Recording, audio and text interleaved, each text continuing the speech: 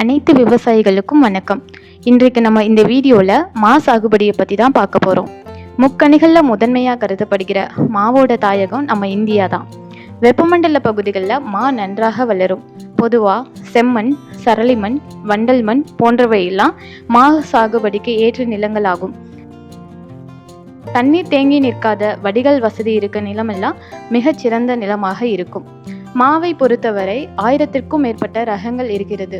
அதில் நம் தமிழ்நாடோட தட்ப வெப்பநிலையை பொறுத்து நீலம், பங்கனப்பள்ளி, மல்கோவா, கிளிமூக்கு, செந்தூரம், இமாம் பசந்த், ருமானியா, அல்ஃபோன்சா, காலப்பாடி போன்ற ரகங்கள்லாம் நமக்கு நல்ல பலனை கொடுக்குது.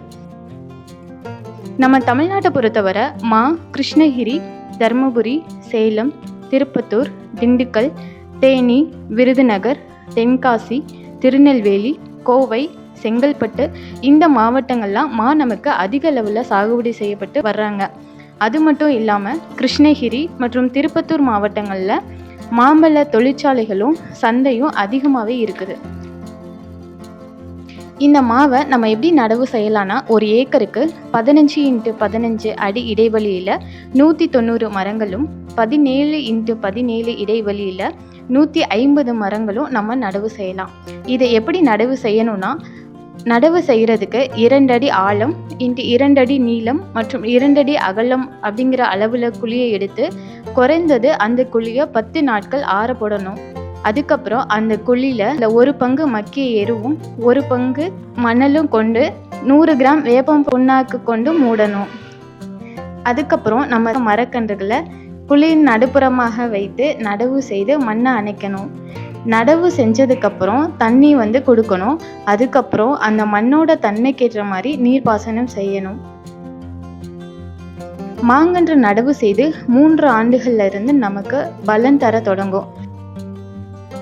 இந்த முதல் 3 ஆண்டுகளில் மாஞ்செடியை சரியான முறையில் கவாத்து செய்யணும். அதை அதிக கிளைகள் இருக்குமாறு நம்ம கொண்டு வர வேண்டும். மாமரம் டிசம்பர் முதல் பிப்ரவரி வரை பூக்கள் எடுக்க ஆரம்பிக்கும். பொதுவாக வறண்ட வானிலையுடன் கூடிய குளிர்ந்த மற்றும் காற்றின் ஈரப்பதம் பூக்களை ஊக்குவிக்கிறது. இந்த தருணத்தில் தத்துப்பூச்சிகள் பூங்கொத்துகளில் சாற்றினை உறிஞ்சுது. இதனால் பூக்கள் எல்லாம் கருகி கொட்டிவிடும் சூழ்நிலை உருவாகும். இதனை கட்டுப்படுத்த அசிஃபேட், அப்படி இல்லை அப்படின்னா வேப்ப எண்ணெய் ஸ்ப்ரே கொடுக்க வேண்டும். மாம்பழத்தினை வர்த்தக ரீதியாக பாதிக்கப்படக்கூடிய மற்றொரு பூச்சி பழையீ. பழையீக்கள் மாங்காயின் மேற்புறம் முட்டைகளை இடுகின்றன. அந்த முட்டைகளில் இருந்து வெளிவரும் புழுக்கள் சதை பகுதியை தின்று அளிக்கும். இதனை கட்டுப்படுத்த பாதிக்கப்பட்ட பழங்களை பறித்து அகற்றிவிட வேண்டும். அல்லது ரசாயன முறையால் malathion 2 ml per liter, dimethoate 1 ml per liter கலந்து பழம் பழுப்பதற்கு முன் 2 வார இடைவெளியில் தெளிக்கலாம். பெரிய மாமரத்தையே அழிக்கும் முக்கிய பூச்சி மா தண்டு துளைப்பான். தாய்ப்பூச்சி மரத்தின் பட்டை இருக்குமெனில் முட்டைகளை இடுகின்றன.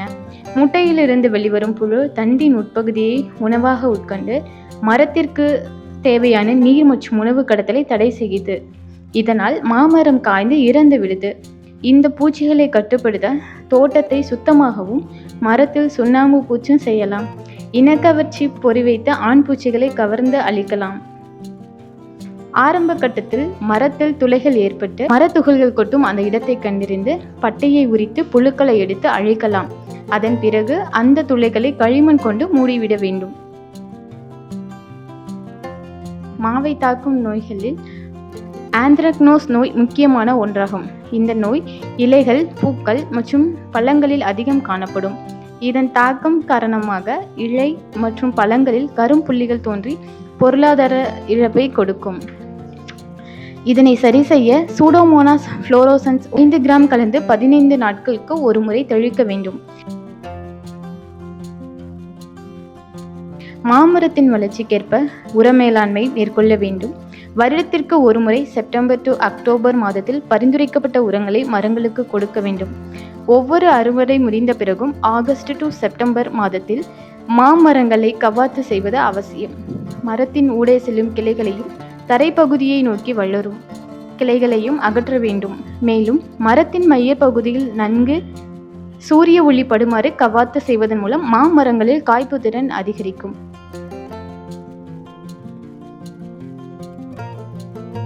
மாமரங்கள் நடவு செய்த 3 ஆண்டுகளிலிருந்து பழங்களை அறுவடை செய்யலாம்.